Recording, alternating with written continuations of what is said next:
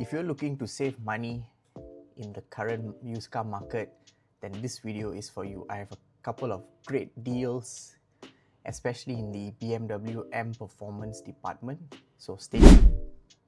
As you can see in my screen, it is going to BMW M3. So we'll start with the M3 first.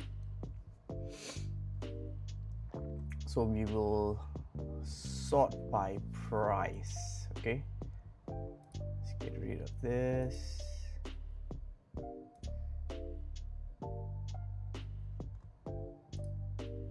Low. Okay, so let's start.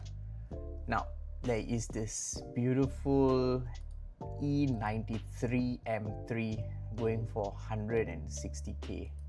Now, although this is not in the stock condition, especially the wheels, so the wheels are aftermarket, but the color looks to be stock. I think the headlights have been replaced as well. But overall, the car looks in pretty decent condition, and it is a convertible.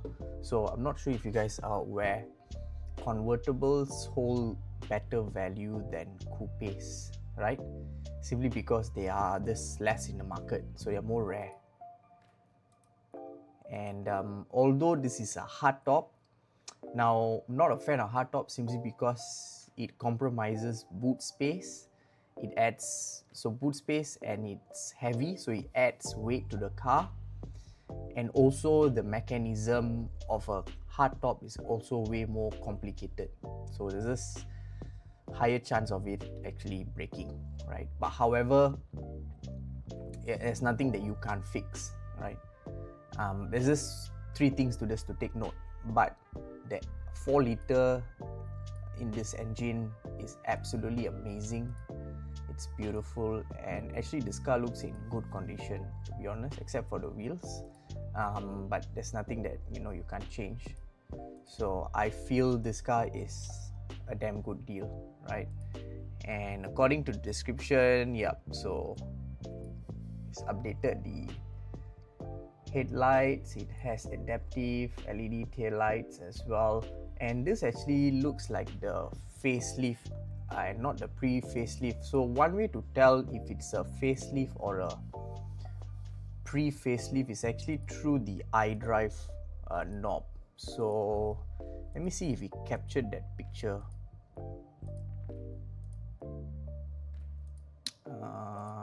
Okay, so it's not captured unfortunately, but let me show you.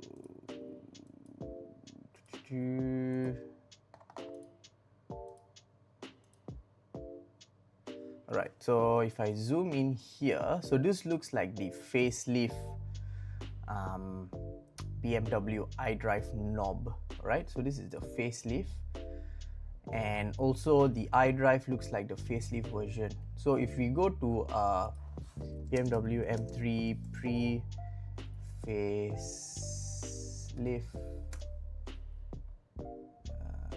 E92,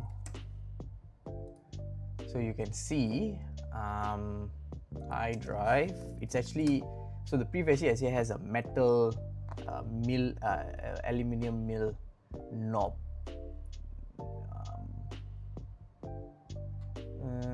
So they don't show it here. BMW pre-facelift 2007.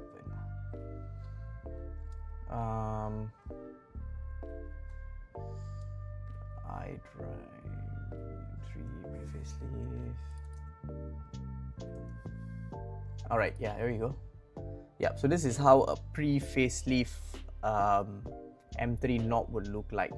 Alright, so this car is clearly a facelift, which is good, right? So it's a later model, it's 2010, and yeah, so this is a good deal, all right?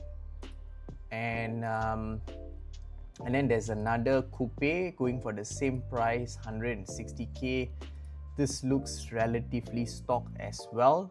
Now, if you're buying old cars, it is important to buy it in the most stock form version possible, simply because if there were less things done, then it basically means there's less things that have been abused on the car, and there's just less things you need to worry about from a maintenance point of view. So car this old, it's all about condition, right?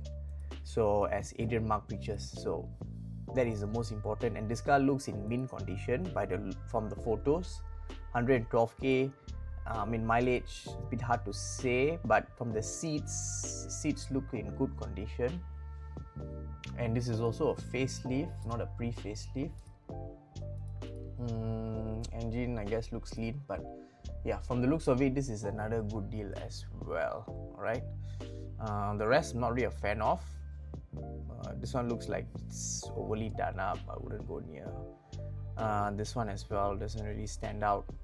Now remember, cars of this age, and especially this kind of BMW sports cars, the more stock it is, the better resale value, right? So that is a huge upside if you're looking to sell your car again in the future, right? When you are, I guess, bored of driving it and you want to sell it, that is a good way. Now, next up, E46 M3. Okay, so there are a few in the market that has piqued my interest, which I want to share with you guys. Okay, all right, so this one in particular, if I'm not mistaken, this is a manual unit, and it has a red interior, which is beautiful. Yeah, so you see there, that's a manual. And I don't believe this is actually a converted. It has a beautiful red interior. The seats may have been reupholstered. So it says here Ori manual. I guess we're not sure. You guys, you need to do your due diligence. But if it's indeed an original manual, that one is even a better deal, because manuals are a dying breed at the moment. So if you get a manual, you'll have better resale value. Now, another amazing deal. Now this one is slightly pricier than the coupe, but what I like about the E46 convertible is the fact that it is a soft top. All right, so as you guys can see here, it's a soft top, it's not a hard top, so that means your boot space is not compromised. It's lighter, and to me personally, and also because it's lighter, it's also using less mechanism to actually fold the roof down and up, so less things to break. And in my opinion, I think it looks better. Okay, so this is a fantastic deal. Now 195K, it's a bit expensive, it's a bit on the steeper side, but look at it, man, it's beautiful. E46, damn. Yeah, I mean, it is the SMG transmission, so it's not a manual, which is fine, but it's beautiful, and this car will definitely hold value better than the coupe. And of course, it's cheaper, the coupe is cheaper, but this is actually will hold better value. All right, so these are fantastic deals. All right, lastly, I also want to show you now, apart from that, there are also F80 M3s. Now this one is still hovering over 200K. I wouldn't recommend getting this yet. There's still room for it to sort of depreciate. But what is good about the F80 compared to the coupe version of the M4 is that the 4-door M3 is actually more rare. And again, if it's rare, it holds value better. But at 240K, I think there's still room for depreciation. And also, this is a 2014 car. Yeah, 11 years old. I mean, you can get it. Yes, 4 doors, so it's practical, but I think you can still negotiate your way. All right, so the next one is actually BMW M5. Right, a perfect family sedan. All right, again, let's sort it by price. So let's go to god, look at this M5. Okay, let's open up a few examples.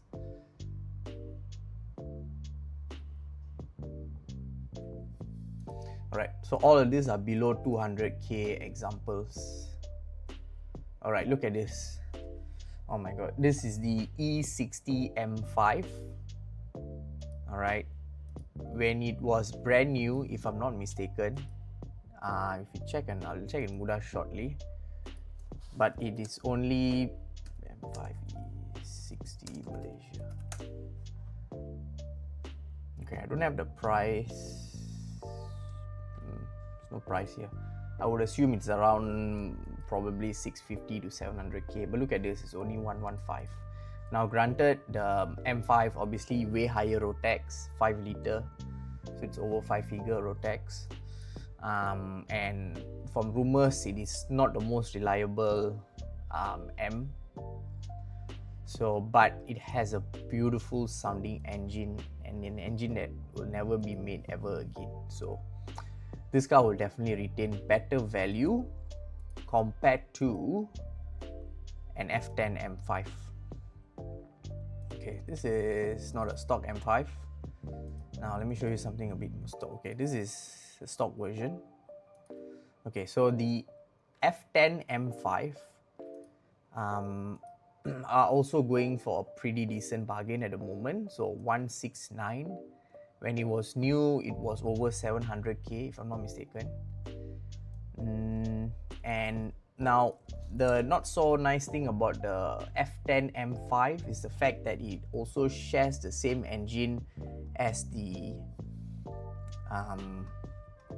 F90 M5, which is the current version M5. Alright, so there is nothing that it sort of, I mean, doesn't really stand out.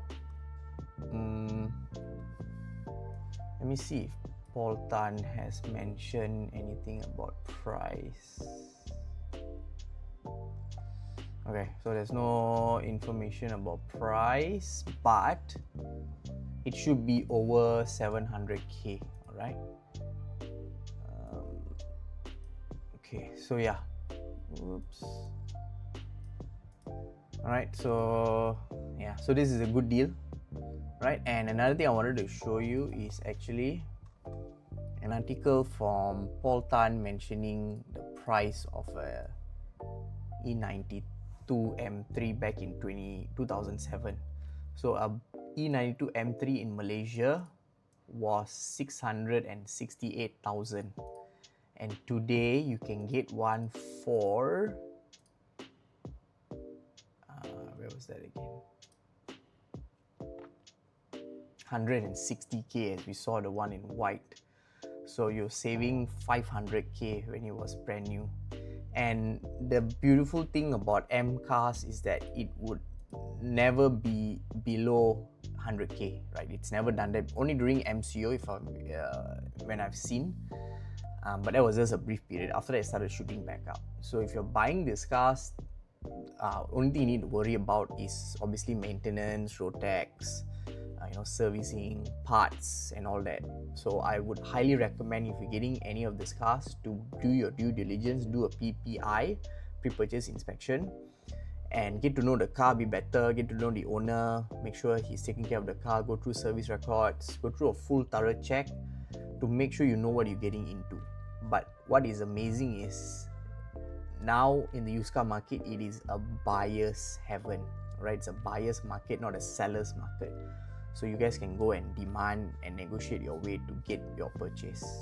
Alright, thank you so much guys for watching. I'm making this new series because I feel it's worth sharing, right?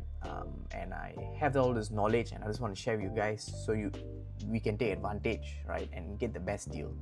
Thank you so much for watching, and I'll see you in the next video. Cheers. Bye.